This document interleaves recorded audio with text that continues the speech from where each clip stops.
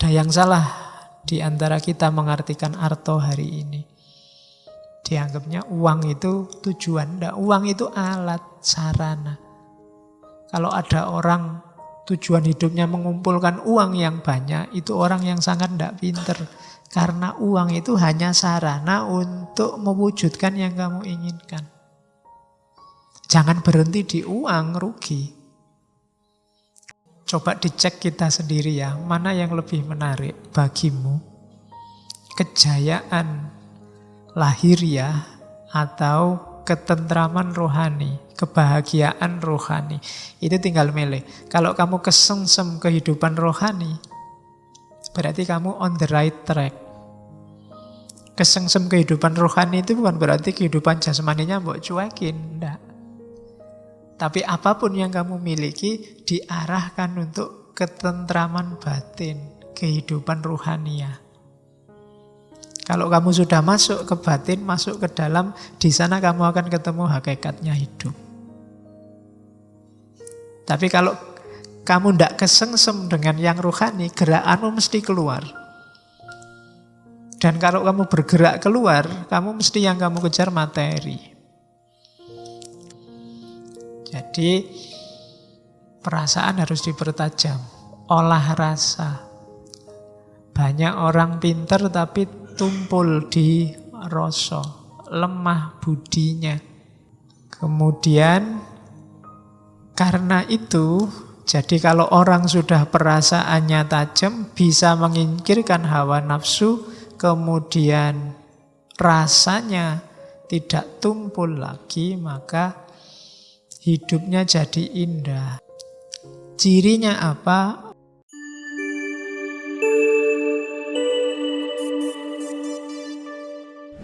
Assalamualaikum warahmatullahi wabarakatuh. Bismillahirrahmanirrahim. Alhamdulillahi rabbil alamin. Assalatu wassalamu ala ashrafil anbiya'i wal mursalin.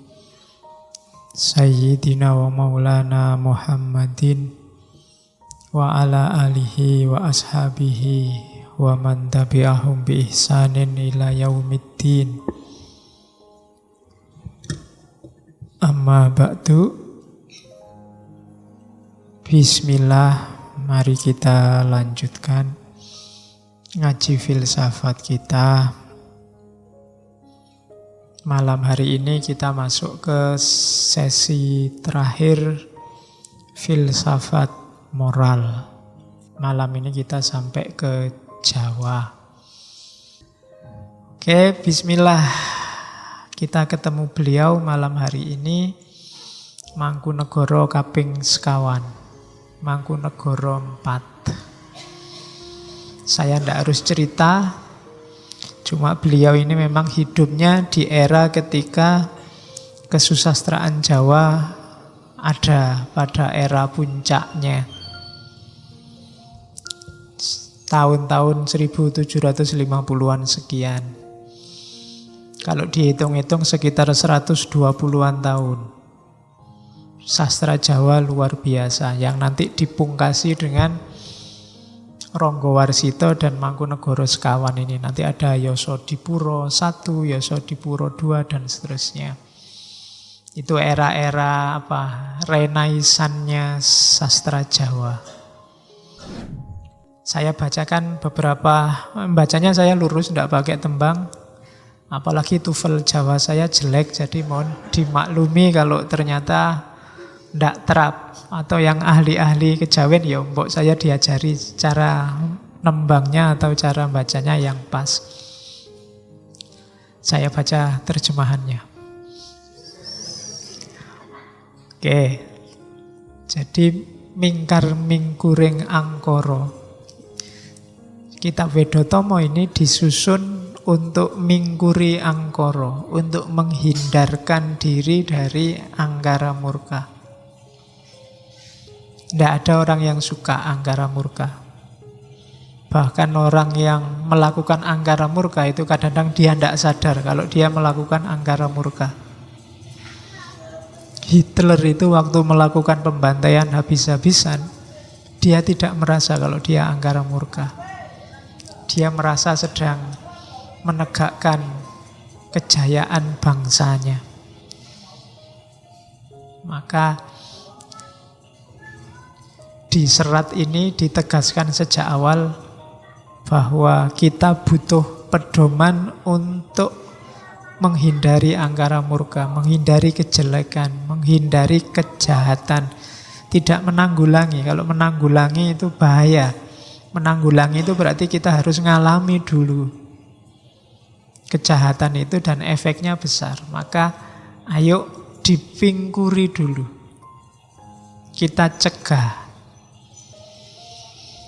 Sebab ingin mendidik putra akarono karenan mardisiwi. Berarti ini mendidik putra-putra kita untuk menghindar dari kejahatan, kejelekan.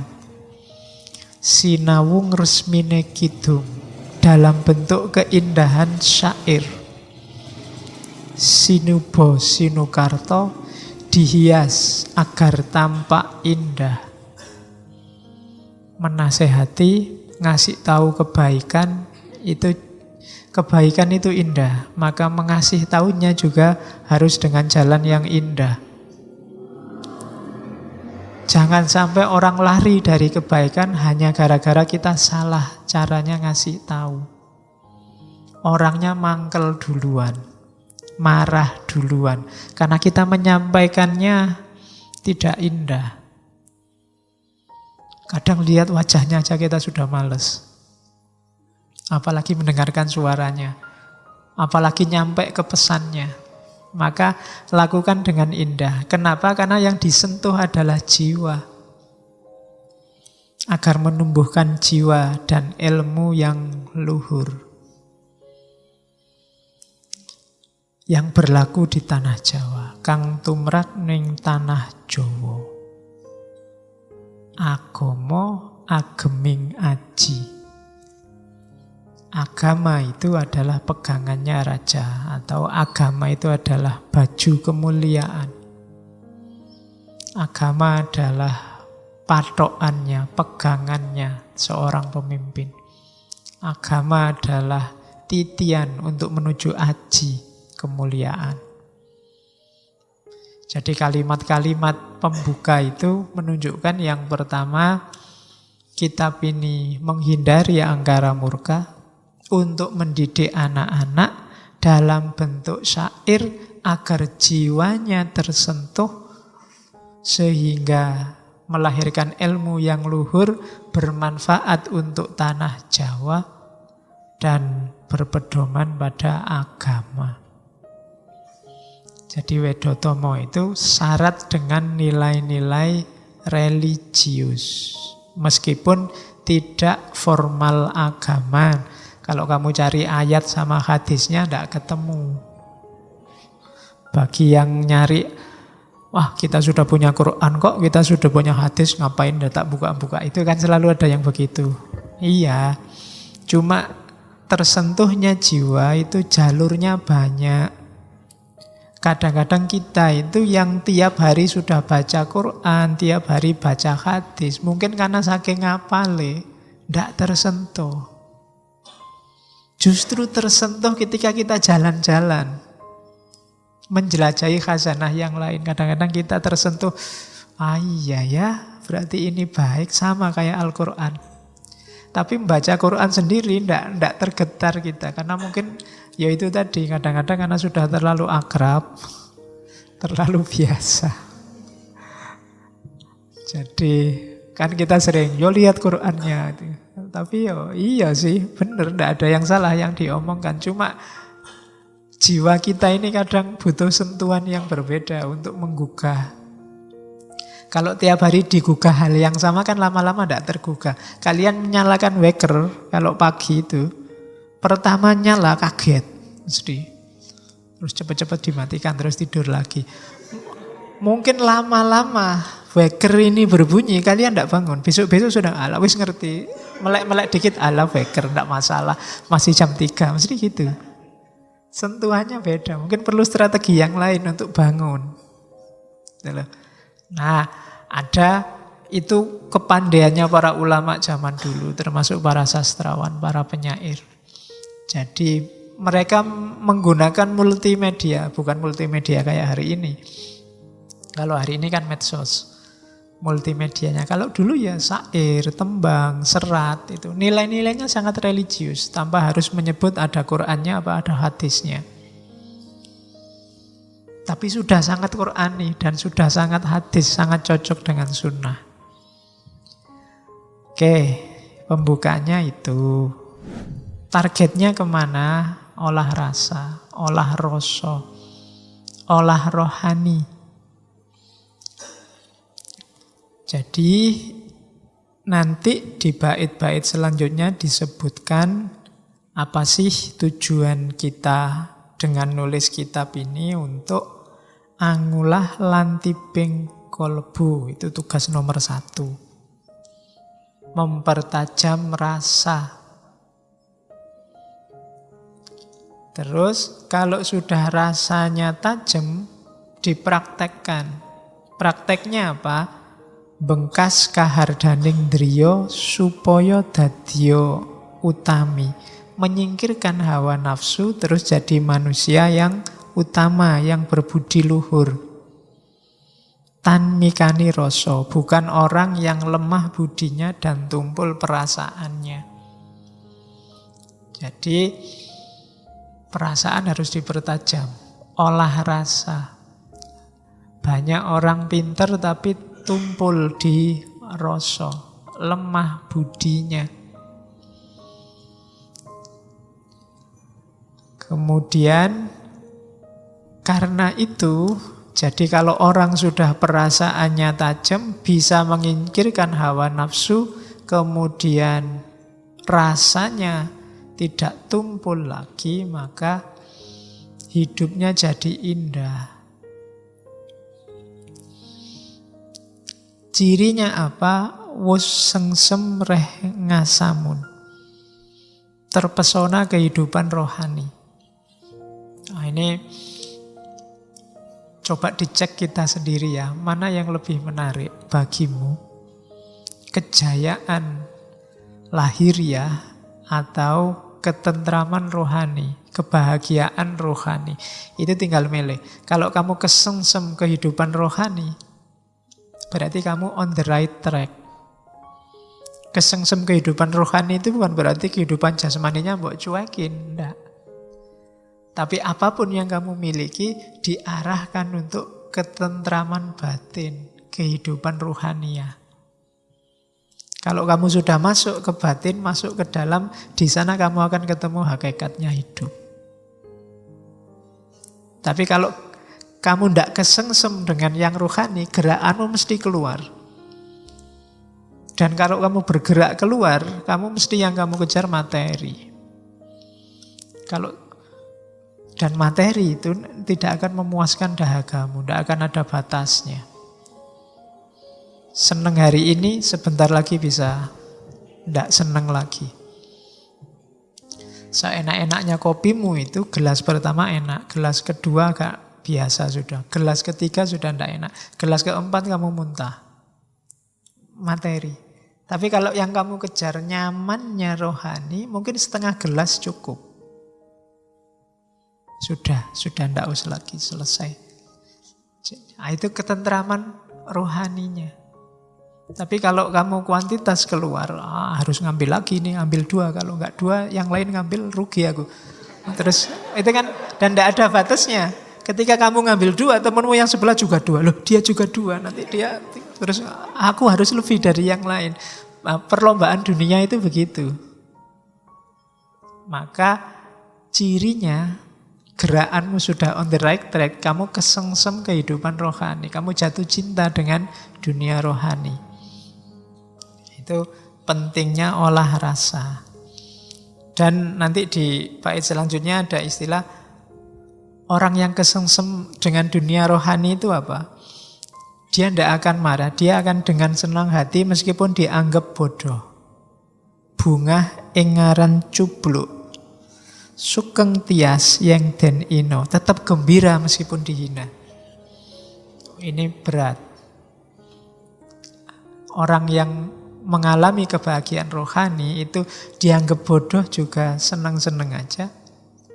Dihina juga gembira-gembira saja. Oh, itu susah. Jangankan dihina, kamu dikomentari agak nyinyir dikit aja kan marahmu luar biasa. Padahal orang maunya ndak ke sana, kamu tafsirkan ke sana. Nah, itu ciri-ciri orang yang tidak kesengsem dengan kebahagiaan rohani. Golek gegeran terus. Nyari masalah terus. Nyari problem.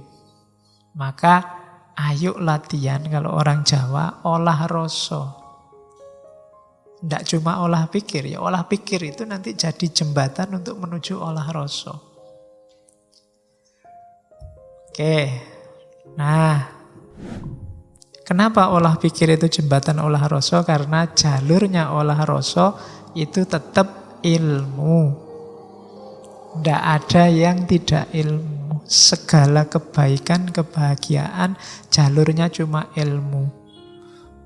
Maka kalian tidak boleh bosen-bosen, tidak boleh pelah-peleh di jalur ilmu. Pokoknya tempuh saja semua, ambil semua. Kayak gado-gado tadi, beli saja semua satu bungkus.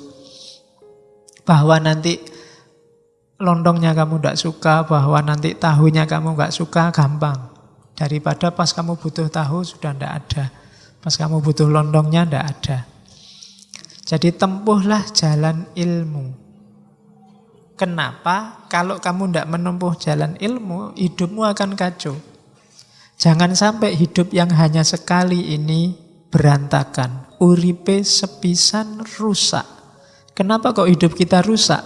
Nora mulur nalare, pating seluwir.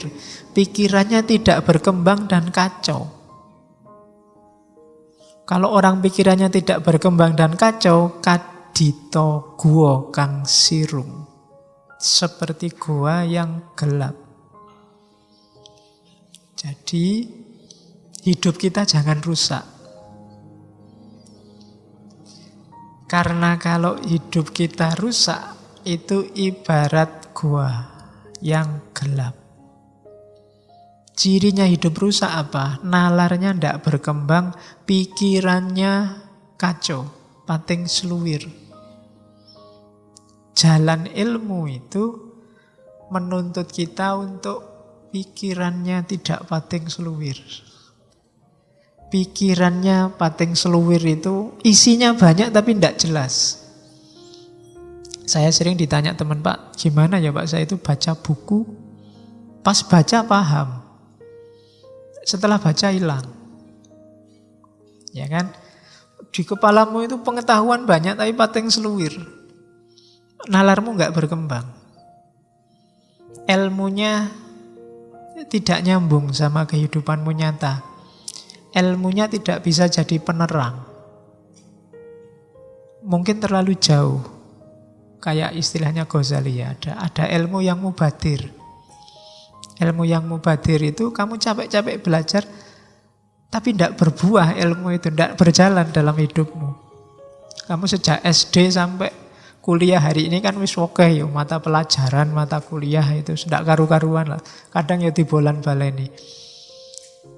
Tapi tidak ngefek dalam hidupmu, tidak meningkatkan kualitas hidupmu. Pikirannya pating seluwir, nalare ora mulur. Pikirannya tidak berkembang, ilmunya hanya dihafalkan dan tidak jalan dalam praksis hidupmu. Ketika ilmu tidak bisa mencahayai hidupmu, maka hidup kita seperti goa yang gelap.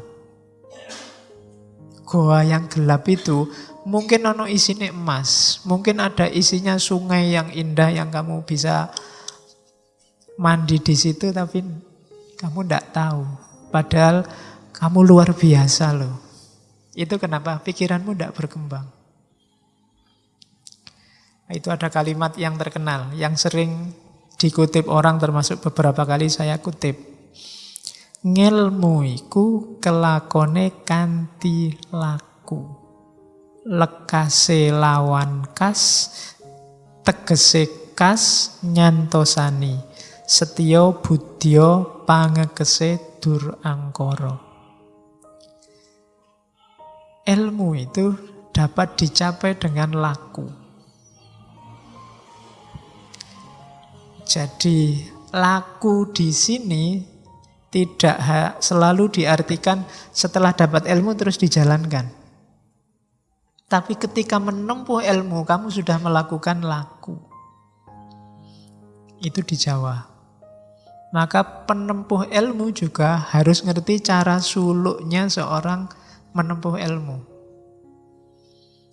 Kalian menempuh ilmu sambil foya-foya, menempuh ilmu sambil seneng-seneng, menempuh ilmu sambil tidak tirakat sama sekali, tidak ada gunanya.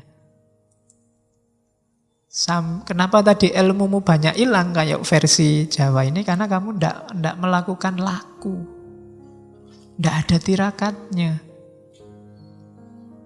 Jangankan puasa, disuruh sederhana apa adanya, susahnya luar biasa. Pinginnya kamu selalu wow, selalu mewah, selalu lebih. Tidak jadi ngelmu. Jadi ketika kamu berjalan menuntut ilmu itu sudah harus ada lakunya. Jadi ada rumus tirakatnya. Itu di Jawa. Makanya para sufi itu ada uzlahnya, ada riyadohnya. Kalau tidak ada ininya, kalau tidak mau berkorban, tidak mau sengsara, ya susah. Itu tadi ilmunya hilang. Kamu pengen nyari ilmu sambil tetap seneng-seneng, sambil tetap maksiat sidik-sidik, kalau diingatkan, alah Pak, dosa kecil aja. Wudu aja sudah rontok itu Pak. Ya kan? Jadi, ya enggak, kalau enggak laku ya ilmunya enggak kelakon. Ilmu itu kalau enggak kelakon ya ilmunya enggak manfaat untuk hidupmu. Kalau enggak manfaat, dia enggak bisa mencahayaimu. Mungkin ada dalam dirimu, tapi dirimu seperti gua yang gelap. Itu filosofinya orang Jawa. Dan lekase lawan kas. Kas itu kemauan, keinginan. Bahasa Arabnya niat. Diawali dari niat. Maksudnya kas apa? Niat untuk menguatkan, niat untuk olah rasa tadi, niat untuk jadi manusia utama. Berniatlah, lakukan laku, niatlah untuk melakukan keutamaan dan ketulusan budi untuk menaklukkan kejahatan. Jadi hidup kita itu bekalnya ilmu. Cuma ilmu ini tidak ada gunanya kalau tidak diiringi laku. Ilmu yang tidak diiringi laku itu membuat hidup kita berantakan. Karena akal kita tidak berkembang, pikiran kita fragmentaris, pating seluwir, dan hidup kita seperti dalam gua. Mungkin kita pinter, mungkin kita punya banyak bekal, tapi tidak mencahayai hidup kita. Hidup kita orang kaya wong pinter. Banyak kan orang yang sarjana, mungkin dokter, mungkin profesor, akhirnya dipanggil KPK. Kenapa bisa begitu? Ilmunya tidak mencahayai hidupnya. Mungkin dia ngerti, mungkin bahkan apal ayat, mungkin juga bisa ceramah. Buktinya kalau ke pesantren ya para santri cium tangan. Tapi ilmunya sendiri tidak mencahayai hidupnya. Jadi tempuhlah jalan ilmu, nasihatnya Mangkunegoro IV, dengan laku. Yo gelemlah tirakat. Tirakat itu bukan berarti hidup tidak punya. Tapi kamu ambil secukupnya, kadang-kadang kamu cegah dirimu untuk tidak menikmati yang bisa kamu nikmati. Itu puasa. Makanya saya sering dulu waktu filsafat puasa, hanya orang puasa yang menikmati, ngerti enaknya buka puasa. Kalau kamu tidak puasa, tidak ketemu buka puasa. Maka jalani laku. Yang ingin masa depanmu cerah, mungkin sekarang kamu ragu-ragu, bimbang, tirakatlah. Cari jalur tirakat sesuai yang kamu cocok. Puasalah. Puasa tidak harus dalam arti harafiah kamu tidak makan, tidak minum, Senin, Kemis, Daud, dan kawan-kawan. Itu boleh. Tapi yang jelas kekang dirimu. jangan dilampiaskan sekarang.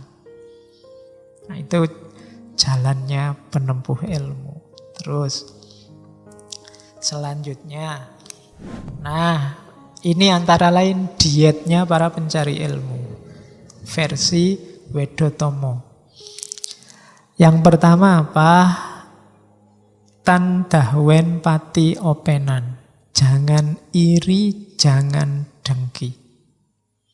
Penyakitnya manusia hari ini gara-gara medsos. Iri, dengki. Dengki itu tidak suka kalau orang lain senang. Senang kalau orang lain susah. Biasanya kelompok sana. Kalau kelompok sana dapat masalah, kamu senang. Nah, siapa suruh milih gubernur itu? Sudah tak bilang. Kalimat itu menunjukkan kamu dengki sebenarnya. Atau kalau sana sukses, kamu iri. Alah, kayak gitu aja. Jagoku bisa lebih baik. Itu iri. Jadi bersihkan dirimu dari hal-hal itu. Tentang apapun pada siapapun. Kalau dua ini masih ada, ya ilmumu tidak akan jadi cahaya. Iri, dengki. Terus tanpa nasten. Tidak gampang ngamuan. Kalau dikritik orang, diingatkan orang, atau ada yang tidak cocok sama kebenaran yang kamu yakini, jangan cepat-cepat ngamuk toh. Jangan panasan. Hari ini kan kita gampang panas. Biasanya kalau kita meyakini sesuatu benar, terus orang lain tidak cocok sama kita, itu biasanya kita panas. Ya meskipun ekspresi panasnya macam-macam. Jadi tan panas ten. Terus jangan ganggu orang lain. Nora jahil. Oke. Mungkin jahilnya beda ya hari ini. Jahilnya itu kadang bikin foto-foto di Photoshop, terus bikin, nah itu jahil. Atau mungkin kamu punya teman kuliah, ala pak iseng-iseng daripada sepi ganggu temenmu. Itu jahil namanya. Sandalnya disembunyikan. Lagi enak-enak di kamar mandi, bajunya dibawa lari, itu jahil. Contoh paling gampang. Ngerti temennya di kamar mandi, pintunya rusak, terus kamu buka. Wah, pura-pura padahal lu ada orangnya, padahal sudah tahu kalau ada orangnya. Sering ya kadang-kadang gitu, zaman di pondok itu ngerjain temennya. Saya dulu ada teman yang penakut luar biasa. Kalau ke kamar mandi malam-malam dikerjain teman-temannya. Dari jauh dilempari batu, dueng gitu. Dia kaget luar biasa. Kaget langsung lari keluar. Aku ora wedi. Terus balik lagi. Aku ora wedi kok, balik lagi. Itu jahil. Biasanya kalau yang seusia kita kan suka jahil. Sama tetangga suka jahil. Ndaklah iseng-iseng yang ndak penting. Ya seusia kita sekali-sekali jahil asal ndak bahaya ya. Untuk menyegarkan suasana. Misalnya kopinya dari dia ngantuk, kopinya mbok entekke ngono ndak masalah lah, konco dhewe. Tapi jahil yang merugikan. Oke. Misalnya tiba-tiba temenmu fotonya kamu pasangkan sama cewek cakep misalnya. Itu kan kasihan cewek cakepnya. Oke. Jadi ya kalau temenmu seneng. Oke ya. Terus jangan melampiaskan hawa nafsu. Hawa nafsu itu kamu penuhi sekadarnya saja. Tidak usah angkara murka dihabis-habiskan. Kita dunia itu butuhnya tidak banyak. Dan amung eneng amreh ening. Jadi lebih suka diam, mencari ketenangan, menjernihkan pikiran. Kalau menurutmu WhatsApp, Facebook itu mengeruhkan caramu berpikir, jangan sering-sering dibuka. Itu namanya amung eneng amrih ening. Nyari keheningan. Kalau menurutmu temanmu yang itu ngomongnya banyak, menjauhkan kamu dari ketenangan, ya dijauhi sementara. Jangan sering-sering sama dia dan seterusnya. Itu suka pada yang keheningan, ketenangan. Selama kita menempuh jalan ilmu, itu jalan tirakatnya. Syukur-syukur kita ada guru yang bijak, sarjono kang martapi. Sarjono itu guru, kang martapi itu kalau disingkat SKM. Beda sama SAG, beda sama ya. Sarjana kang martapi itu orang bijaksana yang berjiwa pertapa. Berjiwa pertapa, topo itu bahasa sufinya mungkin uzlah. Orang yang sudah menang melawan dunia. Bukan guru yang masih dimabuk oleh dunia. Politiknya, materinya, ekonominya, dan seterusnya. Tapi guru yang sudah menang melawan dunia, sarjono kang martapi. Ikuti, cari kalau ada itu, ikuti. Yang jelas bukan saya. Ini juga usikum wa nafsi. Ya, karena gelarku bukan SKM tapi SAG. Ya, jadi sarjono kang martapi. Jadi kalau kamu lihat ada guru yang tidak terpesona lagi oleh dunia, yang dunia bagi dia sudah tidak penting, ikuti. Nanti di Jawa ada konsep guru sejati. Kapan-kapan kita bahas itu. Dalam tasawuf ada konsep mursyid. Oke, terus ini yang hati-hati kita sering ada di sini yang terakhir, tidak menggunakan pengetahuan semata-mata hanya untuk nyari nafkah atau pamrih.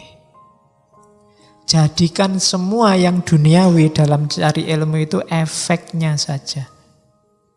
Kawruhe kinaryo ngupoyo kasil nal melek. Nggak, jangan fokus ke situ. Bahwa nanti setelah cari ilmu kamu dapat ijazah, yang ijazah itu dapat dipakai untuk ngelamar pekerjaan, yaitu efeknya. Tidak utama. Sama kayak kamu menempuh jalan sufi ada karomahnya. Tapi karomah bukan tujuan. Tidak usah takut rezeki. Kalau kamu takut sama rezeki besok jadi apa? Kamu sedang melecehkan Gusti Allah. Lah yang ngatur rezeki itu Gusti Allah. Kok kamu takut? Kamu tidak percaya po? Kan gitu. Wong ya banyak yang tidak kuliah lebih sukses daripada yang kuliah. Tidak.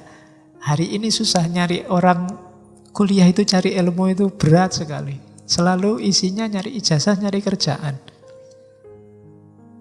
Atau paling tidak nyari beasiswa. Loh, kalau kamu pinter berkualitas di dunia ilmu, nanti dapat karomah namanya beasiswa. Ya kan? Tapi beasiswa jangan jadi tujuan. Nanti dapat karomah tambahan, mungkin dapat kerja. Dapat ijazah, itu karomahnya. Tapi bukan tujuannya. Jadi itu dietnya pencari ilmu yang sejati.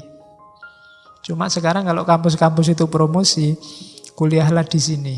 Di sini murni cari ilmu, ndak mikir masa depan, ndak laku kampusnya. Kampus itu mesti yang dipamerin lulus jadi apa sekarang. Oleh pemerintah juga disuruh merumuskan tegas, kuliah di sini besok lulusannya jadi apa, itu disuruh merumuskan tegas. Jadi bobot paling beratnya tidak pada keilmuannya. Mungkin ada yang salah. Harus didiskusikan lagi.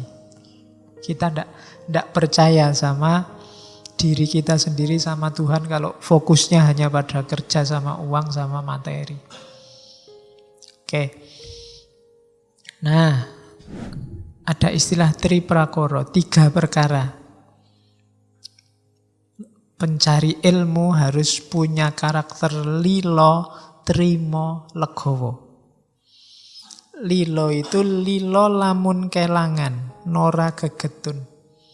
Pencari ilmu ndak akan kecewa kalau kehilangan sesuatu.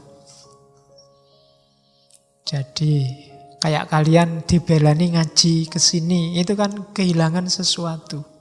Kehilangan waktu, harusnya kamu nonton TV jam segini, sinetron banyak. Saya tidak tahu sinetron sekarang apa ya. Kalau zaman saya dulu ada yang legend, sekarang mungkin tidak ada. Anak ABG. Waktu hilang, mungkin capek, harusnya tidur. Saya kalau di rumah enak jam-jam segini tidur. Tapi kan kehilangan waktu istirahat. Tidak apa-apa lilo, demi apa? Demi ilmu. Harus punya watak lilo. Beli buku, tidak masalah. Kehilangan sesuatu, kehilangan duit untuk beli buku. Saya dulu zaman di pondok, kirimannya sedikit. Cuma begitu lihat buku, mesti ngiler. Mau tidak mau harus dibeli. Bahwa nanti setengah bulan uangnya sudah habis, gampang. Mendekati teman yang masak sendiri. Teman yang masak sendiri kan dibantu-bantu apa nanti dapat. Karena duitnya sudah terlanjur buat beli buku. Tidak masalah. Tapi kan kepuasan rohaninya beda kalau sudah baca buku. Dulu tapi. Jadi lilo. Lilo lamun kelangan. Sekarang kan tidak mikir itu. Sekarang duitnya banyak bisa beli. Sudah ada untuk beli. Biasanya yang dikorbankan waktu sama tenaga. Capeknya nyari, belinya bisa, nyari waktu bacanya yang susah sekarang. Kalau dulu waktu bacanya banyak, belinya tidak kuat. Zaman dulu di seberangnya UIN itu ada toko buku Gunung Agung. Itu saya termasuk mahasiswa tidak gaul. Karena kalau ada waktu kosong, mesti nongkrong di buku itu. Dan zaman dulu toko buku tidak kayak sekarang. Sekarang semua buku kan diplastiki. Jadi kamu tidak bisa baca. Meskipun diam-diam kadang mbok suwek dewe terus mbok waca. Ya, untuk lihat isinya. Kalau dulu bisa berjam-jam di toko buku. Kadang mulai jam 8, kuliah jam pertama, jam setengah 9, sampai jam setengah 1 di situ. Lumayan. Surganya pencari ilmu itu toko buku yang bisa dibaca di tempat. Ya, jadi rela. Tetap ada yang harus dikorbankan. Nggak boleh cari enaknya saja. Pasti ada yang harus dikorbankan. Kalau nggak lilo, ya nggak jadi mencari ilmu. Terus trimo lamun ketaman seserik sameng dumadi. Jadi sabar, trimo. Kalau dapat perlakuan yang menyakitkan hati, pasti. Ketika kita menempuh jalur khusus yang berbeda dengan orang lain, pasti nanti ada perlakuan-perlakuan yang menyakitkan hati kita atau tidak cocok sama kita. Harus trimo. Bahasa Arabnya ridho. Terimalah kalau ada orang tidak cocok sama kalian. Dan yang terakhir legowo. Ikhlas, menyerahkan diri pada Tuhan. Karakter utama seorang pencari ilmu itu 3. Lilo, trimo, legowo. Kalau kalian punya 3 karakter ini, hidupmu akan tentram. Yang membuat hidup kita sumpek adalah kita suka tidak rela kalau kehilangan sesuatu. Kita tidak terima kalau ditimpa hal-hal yang kita tidak suka. Dan kita tidak legowo, tidak rela atas kisah hidup kita, jalan hidup kita. Kita komplain dan mengeluh terus pada Tuhan. Jadi Mangkunegoro kaping sekawan mengingatkan kita, laku utama kita harus punya 3 nilai ini. Lilo, trimo, dan legowo. Jangan sampai kita jadi orang yang karakternya tak berilmu, orang bodoh. Orang bodoh itu karakternya seperti apa? Guguk karsaning priyonggo. Menuruti kemauan sendiri. Nora nganggo peparah lamun angling. Bila berbicara tanpa dipertimbangkan. Lumoh engaran balilu. Tidak mau dianggap bodoh. Uger guru aleman. Maunya dipuji-puji. Sakarepe dhewe ingin menang terus. Kalau ngomong ndak dipikir dulu, dianggap bodoh ndak mau, pinginnya dipuji terus. Itu ciri valid pas untuk orang yang tak berilmu. Dimanapun kalian ketemu orang ini, sendaki apa sendaki itu. Setinggi apapun omongannya, dia sebenarnya tidak berilmu. Orangnya los itu ndak ada remnya. Nggak ngerti apa yang harus diomongkan dan apa yang jangan diomongkan dan bagaimana cara ngomongnya. Kebalikannya ini, menuruti kemauan sendiri, ngomongnya tanpa pertimbangan, dianggap bodoh nggak mau, minta dipuji terus. Menganggap dirinya itu baik terus. Alamat orang bodoh. Siapapun yang menganggap dirinya selalu baik, itu alamat dia ndak pinter.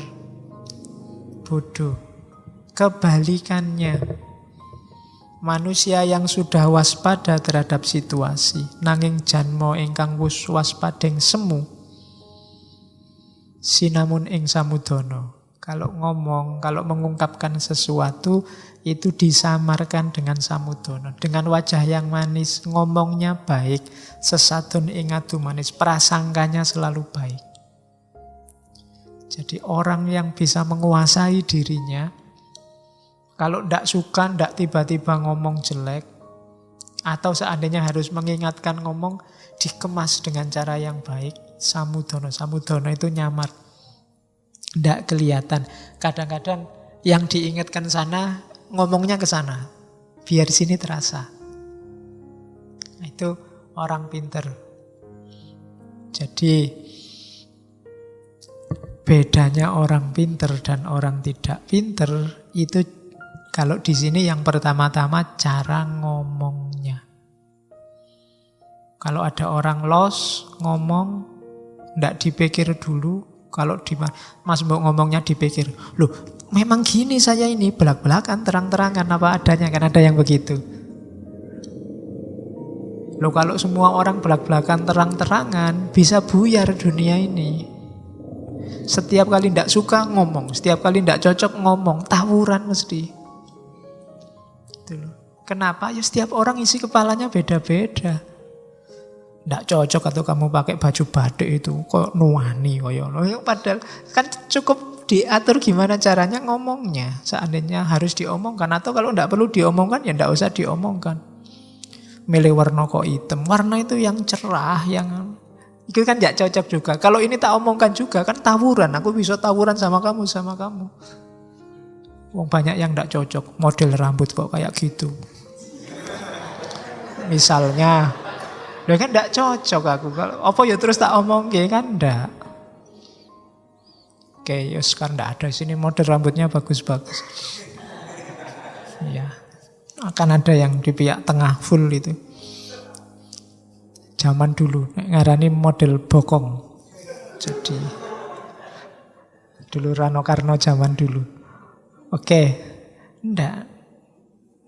Jadi jangan dikira orang yang belak-belakan terang-terangan itu baik, katanya enggak. Itu menunjukkan orang enggak bisa mengekang dirinya. Menunjukkan dia enggak pinter. Dianggap bodoh enggak mau. Pengen dipuji. Kalau ada orang ngomong, saya itu ya sukanya belak-belakan gini. Itu berarti dia sebenarnya pengen dipuji. Wah bagus sampean jujur, kan pengen gitu. Setiap orang ngomong ada sayanya, itu biasanya pingin dipuji, kesayaannya itu. Keakuannya itu. Aku ini ya gini, terserah kamu suka apa enggak. Itu sebenarnya dia pingin dipuji, akunya itu. Nah itu diingatkan oleh Mangkunegara lewat Wedotomo. Ada lagi lanjutannya, ciri selanjutnya orang tidak berilmu. Si Pengung Nora Nelegowo, Sang Soyordo Deniro Cacariwis. Seorang dungu tidak menyadari bahwa bualannya semakin menjadi-jadi. Ngandar-andar angen dukur, bicara makin ngelantur, kandane Nora kaprah. Bicaranya tidak masuk akal, tidak jelas. Saya elok aleng kolong kanganipun, makin aneh dan tidak ada putusnya. Si Wasis Waskito ngalah, ngalingi marang si Pingging, yang pandai waspada mengalah, menutupi aibnya si tolol. Jadi ini lanjutannya, ngomongnya ndak jelas, ngomongnya ngelantur, ndak masuk akal. Ngeyele pol. Nah, kalau gini rumusnya apa? Si wasis waskito ngalah. Kita sering pakai kalimat sing waras ngalah. Ada yang ndak setuju. Hari ini ada yang bilang yang waras jangan ngalah, yang waras ndak bisa. Kalau kamu ndak ngalah, kamu gegeran sama orang yang modelnya kayak gini. Hasilnya apa? Debat ndak jelas. Hasilnya kamu masalahnya ndak selesai, musuhmu tambah banyak. Jadi kalau memang ingin meluruskan, ndak usah dilawan dia. Kasih tahu saja mau idhoh, hikmah atau jadal. Jadal itu ngelawan. Jangan dilawan. Jadi ngalah dalam arti kalau ada orang ngelantur kayak gini ngeyel ora gelem kalah. Bahasamu hari ini apa? Dogmatis mesti benar mesti apik. Jangan dilawan, kamu ngalah. Ngalah dalam arti jangan ditabrak langsung. Kalau kamu tabrak langsung tidak menyelesaikan masalah, cuma nambah masalah. Jadi bener sing waras ngalah. Dakwahlah dengan hikmah. Jangan diajak tawuran, mesti ngeyel. Tidak akan selesai. Ya sudah, tunggu dia sampai lerem, nek basa Jawane, sampai situasinya memungkinkan, masuklah dengan omongan, masuklah dengan contoh perbuatan. Jangan dilawan saat itu. Kalau dilawan tidak ada habisnya, kayak kamu diskusi selamat hari Natal kemarin. Siapa melawan siapa tidak jelas, hasilnya kan tawuran. Itu kan musiman, tahunan. Iya, tiap Natal gegeran, nanti tahun baru ya gegeran, sekarang sudah mulai. Jangan rame-rame di tahun baru, padahal yang larang rame-rame yang paling rame.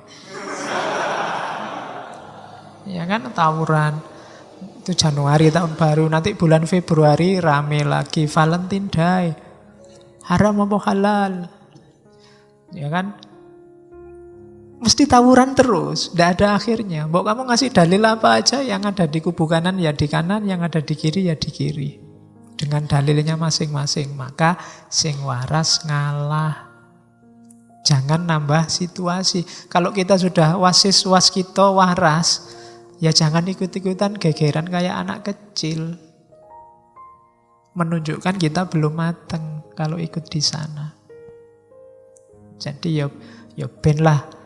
Ditunggu dulu sampai situasi jernih, sampai orang saling terbuka, saling mau menerima manfaat dari sesamanya baru jalan.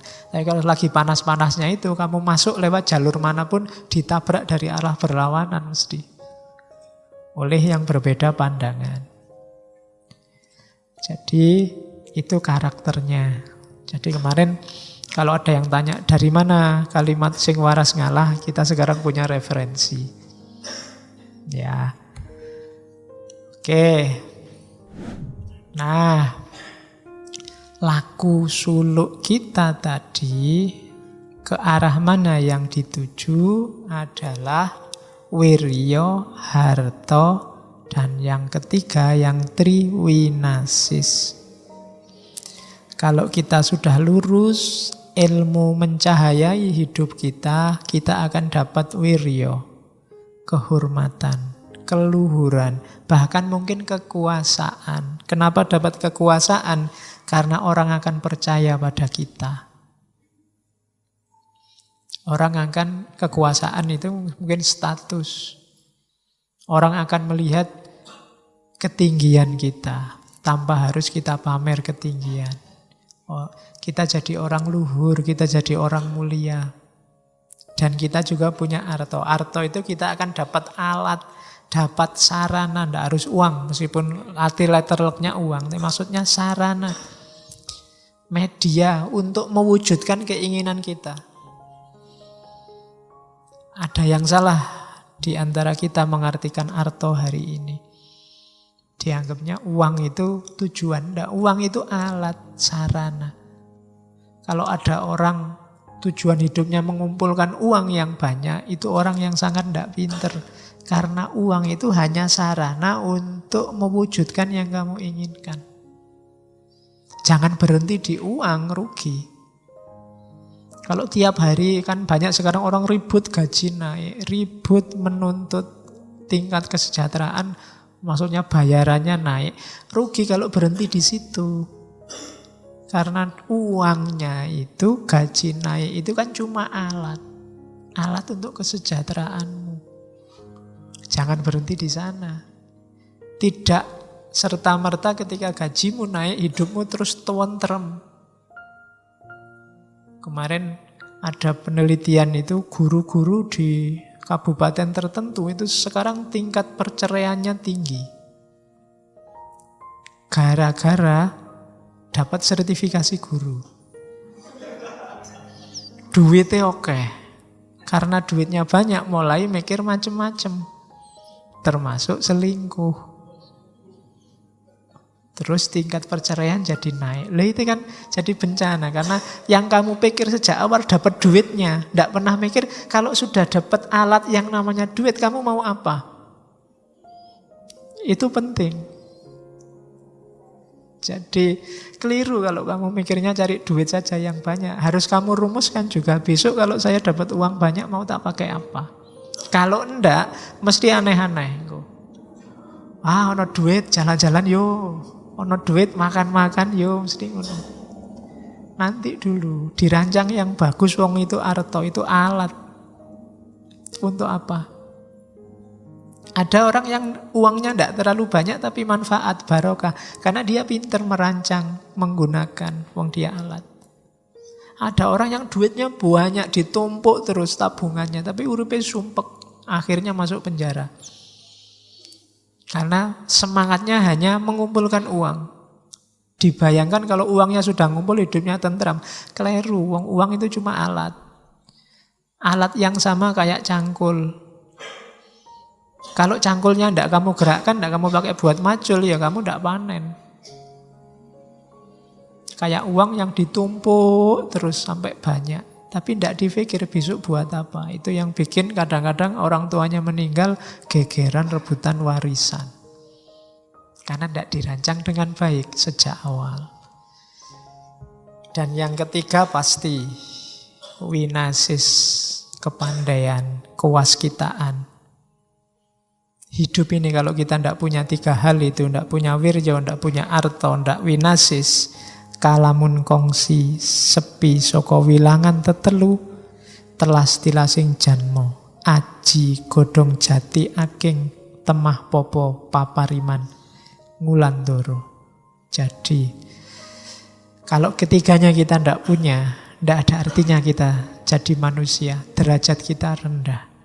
Bahkan lebih berharga daun jati yang kering. Karena kalau tiga itu tidak punya, kita akan jadi gelandangan, peminta-minta. Hidup kita bergantung pada orang lain. Hidup kita bergantung pada yang lain.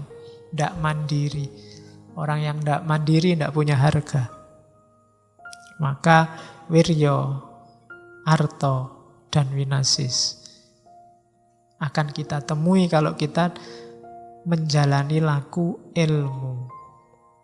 Kalau tidak kita tempuh, tidak sukses, dan kita tidak punya tiga hal itu, kita tidak lebih mulia dari daun jati yang kering.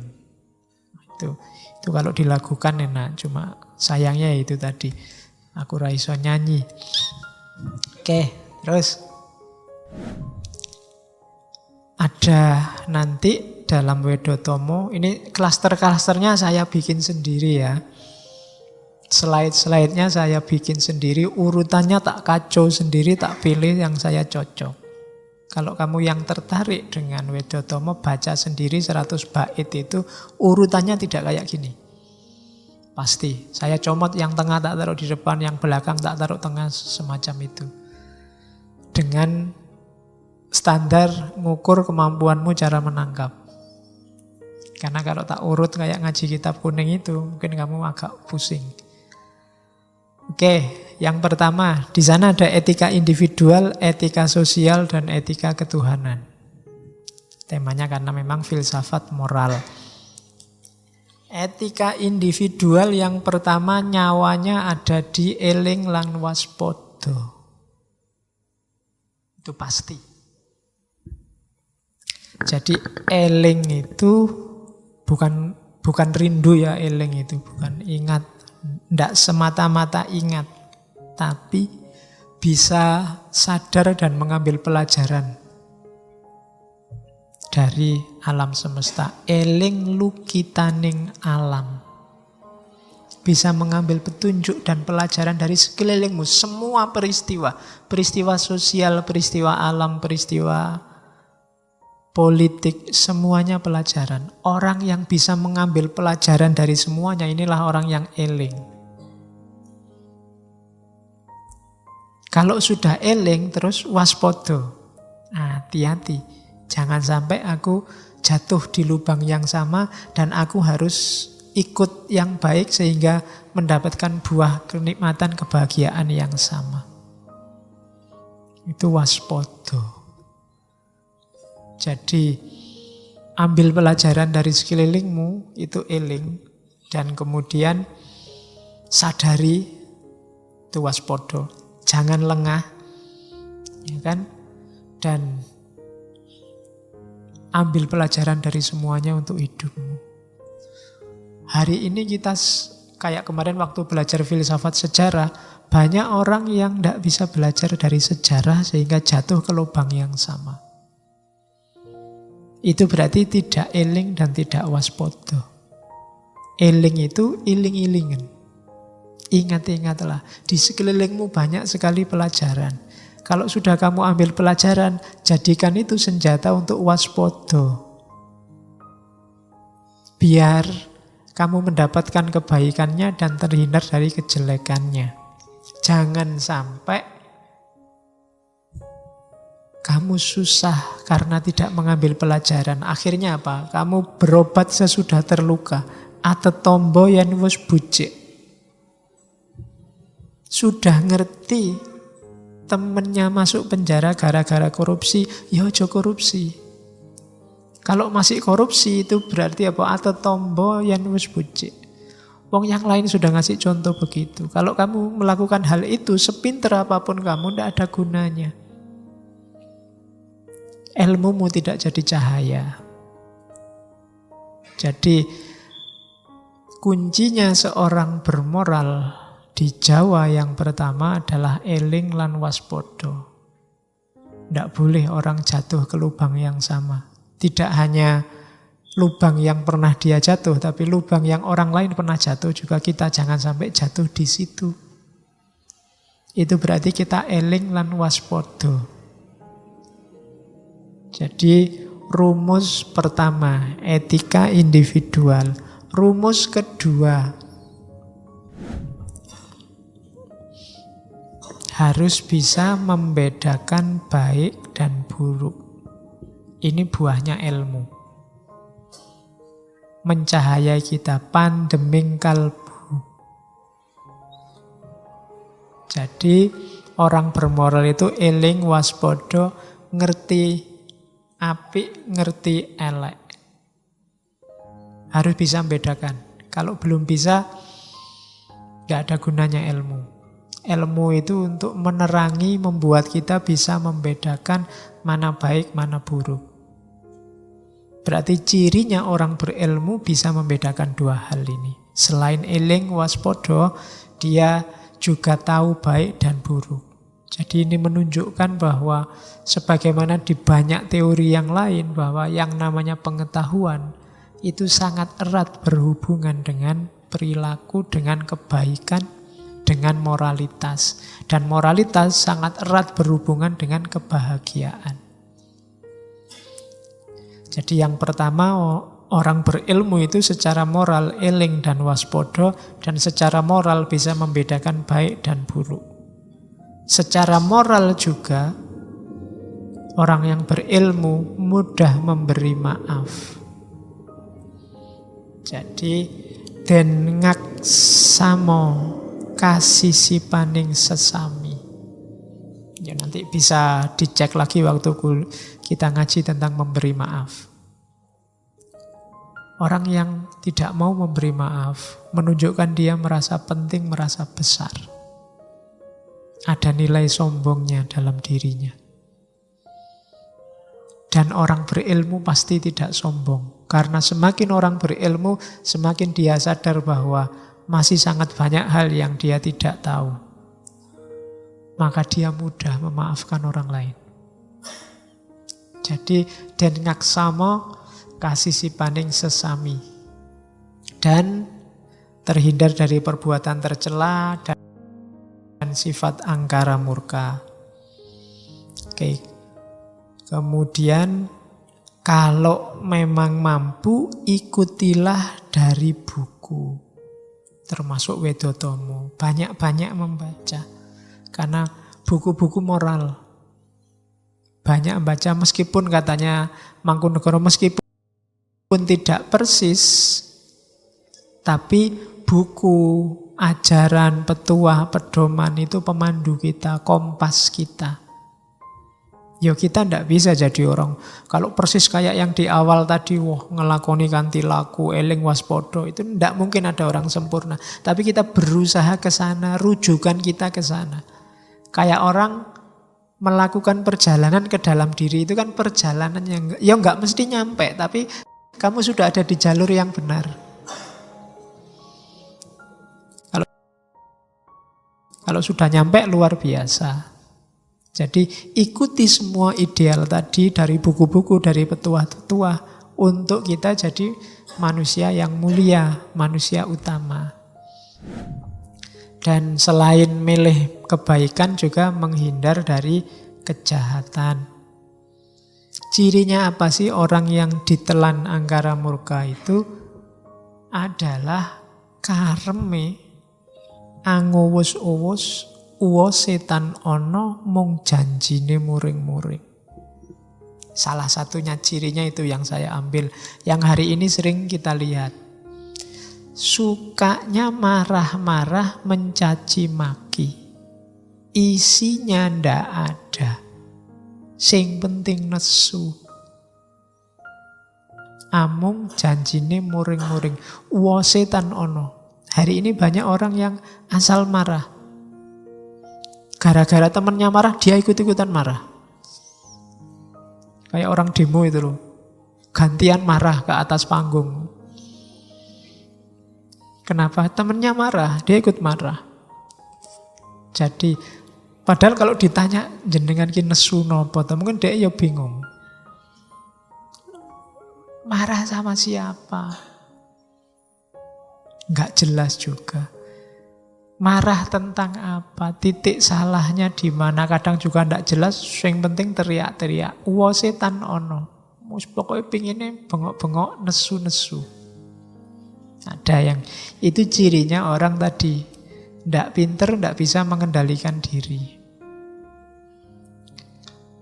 Oke, terus sekarang etika sosial. Kalau ini etika ketika berhubungan dengan orang lain. Yang pertama harus sopan. Jangan gonyak-ganyuk ngeling semi. Gonyak-ganyuk ngeling semi itu perilakunya ndak sopan, membuat malu. Di Jawa konsep malu itu luar biasa. Kalau kamu sudah disebut orang duwe isin, itu kiamat duniamu. Kamu sudah tidak dianggap manusia dewasa. Jadi ndak, hati-hati, jangan melakukan sesuatu yang memalukan. Biasanya hal-hal yang ndak sopan. Dan itu nanti kalau belajar etiket Jawa, sangat banyak hal. Hati-hati benar orang Jawa untuk tidak membuat malu. Mulai cara makan, cara minum, cara ngomong, cara lewat, cara. Ada rumusnya sendiri. Untuk tidak apa? Tidak memalukan. Ngomong aja kan ada levelnya. Mau nguku, mau kromo inggil. Itu yang bikin siswa-siswa hari ini stres itu. Belajar bahasa Jawa itu kan. Tapi enggak, karena memang di Jawa konsep malu itu luar biasa. Dan ndak boleh nggugu karepe priyangga. Nggak boleh sak karepe dhewe. Apa-apa dipikir dulu, dipertimbangkan. Jangan mabuk pujian. Tempatkan diri. Patuhi tatanan negara, angger-anggering keprabon. Oke, terus saya agak cepat, wis 9:30. Kemudian, kalau tadi ya aspek pasifnya, aspek aktifnya apa? Bangkit, ajur, ajar. Pandai bergaul, kalau diajak omong menyenangkan. Kadang-kadang basa-basi tapi basa-basinya menyenangkan, mengenai tiasing liyan. Kan ada orang itu ditonton wae kita males. Diajak ngomong ndak penak sama sekali. Dari mana Mas? Dari belakang. Mau kemana? Mau ke depan. Wis nyebeli tenan. Ndak bisa diajak santai, nggak bisa. Oh, ya. Kok jalan kaki aja Mas? Emangnya ngerangkak? Ndak enak. Diajak guyon ndak bisa. Diajak serius sakarepe dhewe. Kalau dia datang kita sumpek.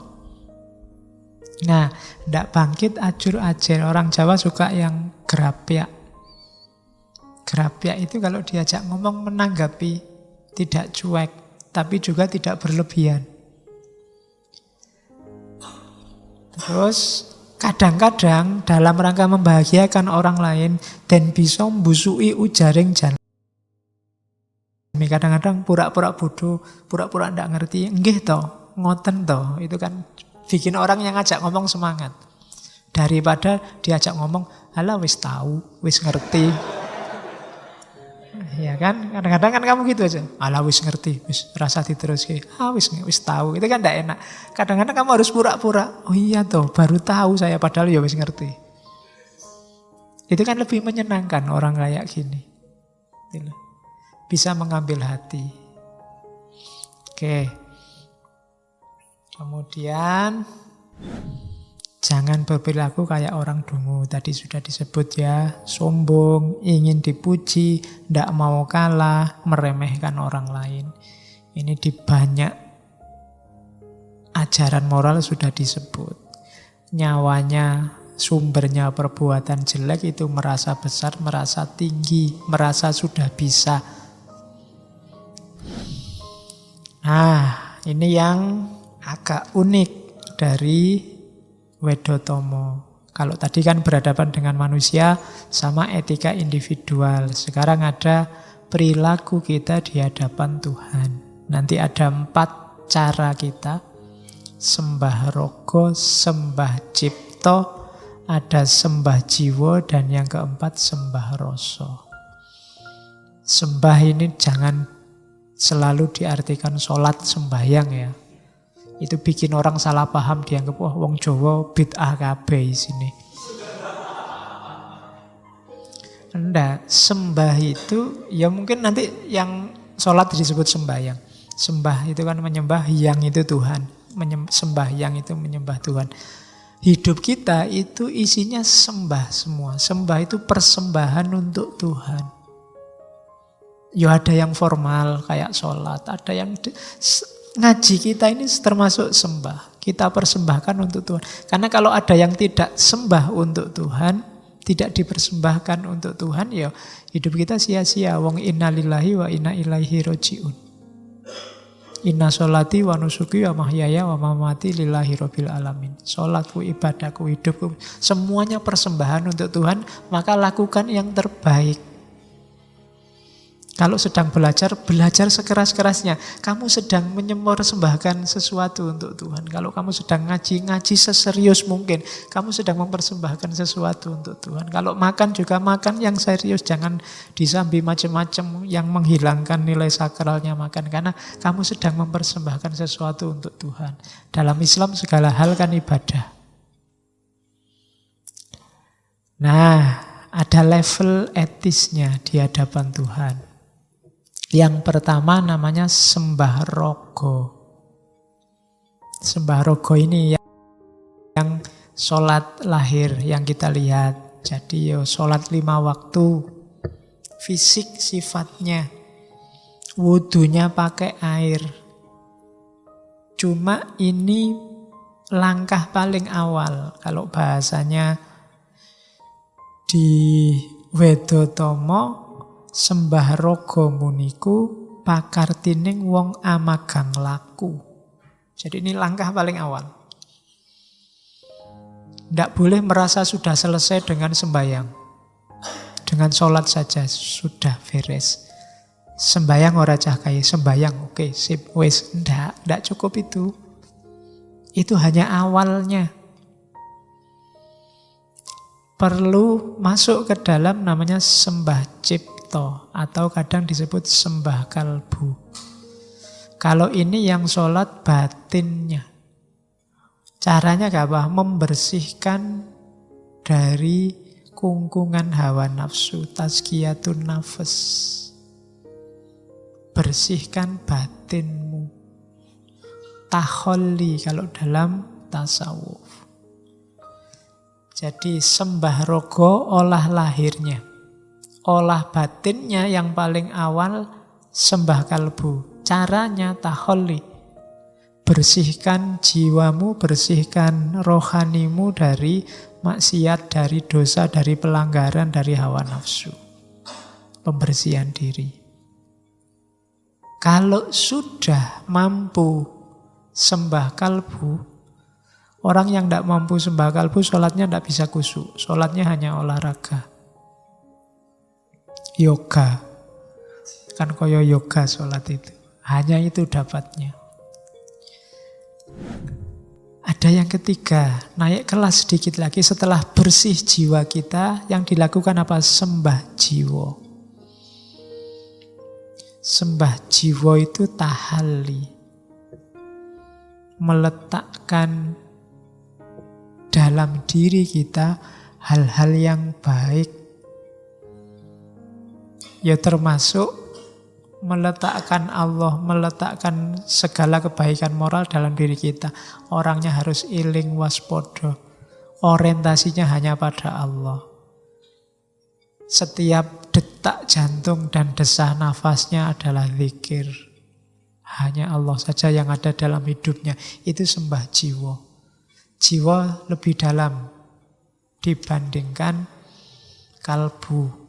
Kemarin di Ibnu Miskaweh, kan lapisan luar mental itu kan yang kalbu itu, terus masuk lagi ada ruh. Jiwa itu kan bahasa Arabnya ruh. Jadi menghidupkan lagi rohanimu dengan Allah setelah tadi terhalangi oleh nafsu. Sembah jiwa. Kalau sudah bisa sembah jiwa, sudah bisa hidupmu isinya sepenuhnya, orientasinya hanya Allah saja. Tahalli ada level keempat, tajalli. Sembah rasa. Ini mirip makrifat kalau dalam tasawuf. Kamu akan menemukan hakikat. Kamu akan menyadari rahasia terdalam hidup ini. Dan kalau sudah nyampe sembah rasa, itu kamu sudah nyambung langsung sama Allah. Mursyidmu juga sudah tidak ikut-ikut lagi.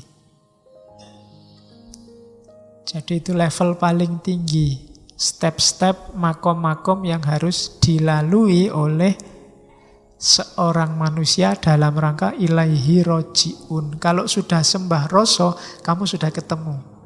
Sudah ketemu sudah ketemu Allah.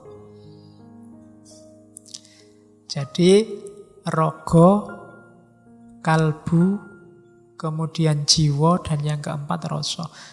Jadi totalitas hidup kita isinya hanya Allah. Itu etika di hadapan Tuhan. Nah, Mangkunegara mengkritik keberagamaan yang formalistik.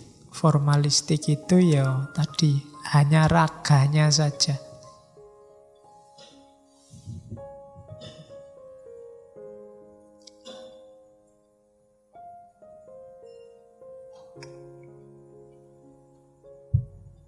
Niru Nabi iya, tapi fisiknya saja dan untuk pamer. Katanya Mangkunegara, manulat nelat nabi, saben sebo mampir masjid. Jadi suka meniru Nabi hanya untuk pamer dan setiap waktu masjid. Ya, maksudnya bukan takmir loh ya. Yang rajin ke masjid hanya untuk pamer. Aku loh anak soleh. Sama kayak kalian berangkat ngaji sambil ngeririk yang nongkrong di kafe sebelah itu. Apa orang-orang sesat itu. Yang lurus ya, yang ngaji ini ya, itu podo. Jadi mental formalisme ngaji sebenarnya, formalitasmu ngaji karena mentalmu sebenarnya bukan mental pencari ilmu kalau yang ada di pikiranmu itu. Aku lo ngaji tiap malam Kamis, malam Jumat ada ngaji apa aja aku hadir.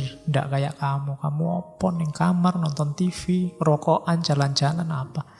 Aku lebih baik dari kamu, formalisme. Masjid ada acara apa aja, aku datang. Ya. Cuma membacanya jangan dibalik ya. Kalau begitu saya tidak sombong Pak, tapi ya tidak ke masjid ya tidak. Karena step paling awal itu sembah rogo. Iya ke masjidnya, tapi isinya jangan cuma pamer. Betul. Terus ini kritiknya lagi. Anak muda semacam itu hanya berkutat pada syariat dan tidak sampai hakikat. Anggubel sarengat. Ya orang Jawa jangan disuruh baca ain. Syariat jadi sarengat. Saringane tanden weruhi. Jadi berkutat dengan syariat tapi tidak ngerti hakikat. Tidak ngerti apa tujuannya syariat. Kayak orang sibuk mengumpulkan duit, tidak tahu kalau duit itu cuma alat. Syariat itu kan jalan alat kita. Untuk apa? Untuk ketemu Allah. Tapi banyak orang tawuran, gegeran, sibuk menjatuhkan orang lain gara-gara syariat. Itu selain tidak paham hakikat juga dia salah fungsi. Syariat dipakai jalan untuk nuding-nuding orang lain, mengkafirkan, membid'ahkan orang lain. Itu anggabel syariat, saringane tanden weruhi.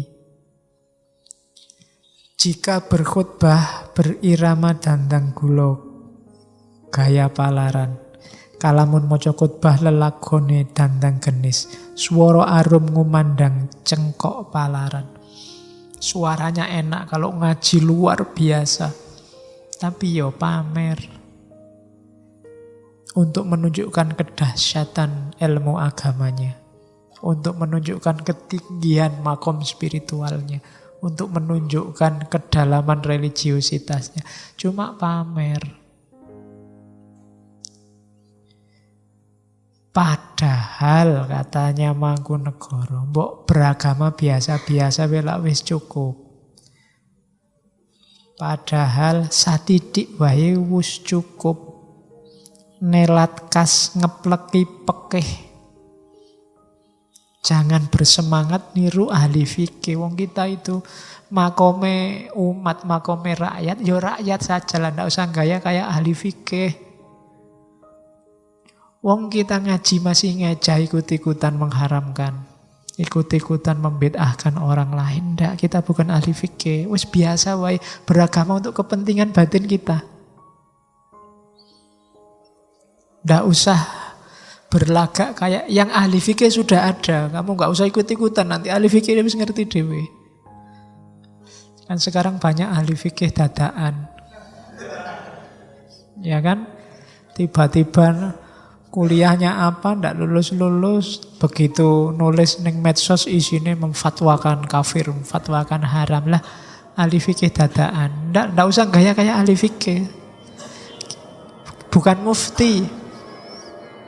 Jadi beragama biasa saja.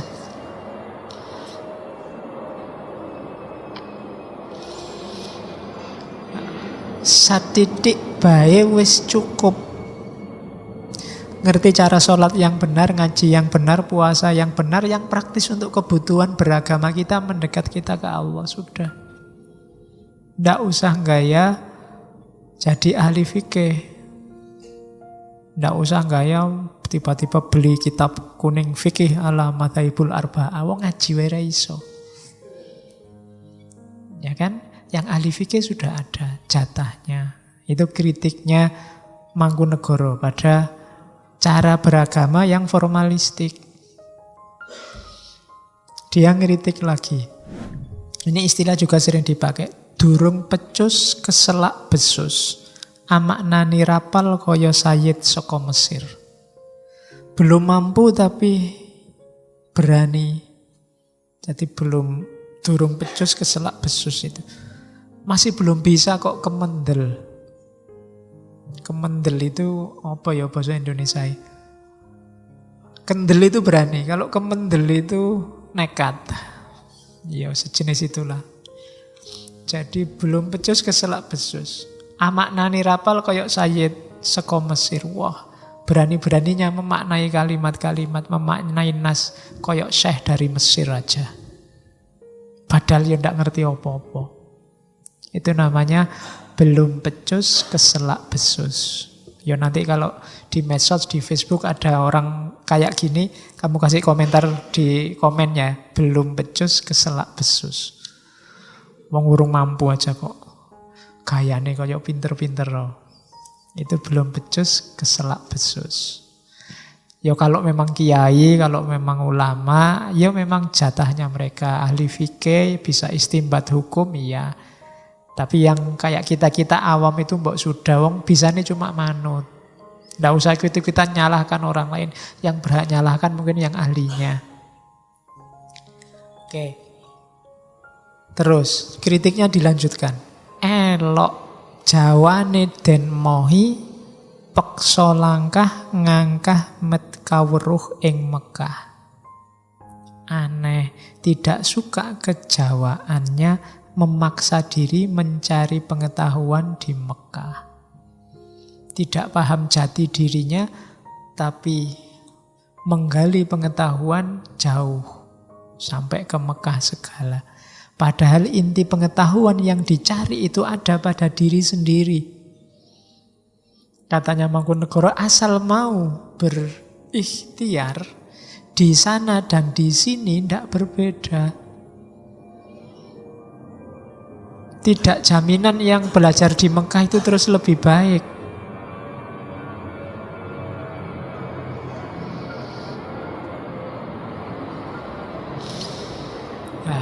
Ambil nafas sebentar.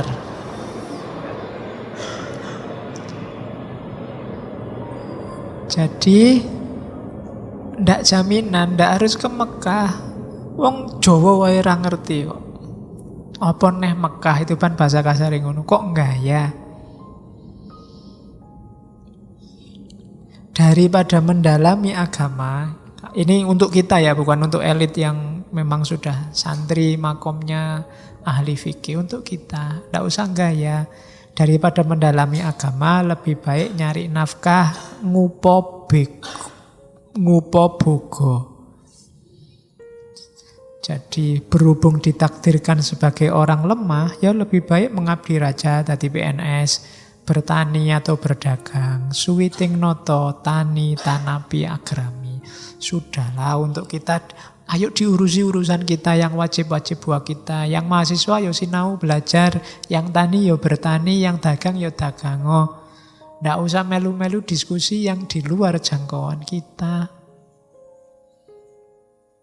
Ya meskipun kemudian di kalimat akhir Mangkunegoro merendah, mungkin khawatir dimarahi kiai-kiai. Padune wong dahat cubluk durung weruh coro Arab. Saya ngomong gini ini karena saya itu bodoh, ndak ngerti agama, belum tahu cara hidup orang Arab. Ini merendah sekaligus nyindir. Jadi ya yo sepurane mohon maaf saya ngomong kayak gini. Wong saya itu orang bodoh, ndak ngerti kayak gimana sih Arab itu. Kan orang-orang sekarang suka yang ke Arab-Araban.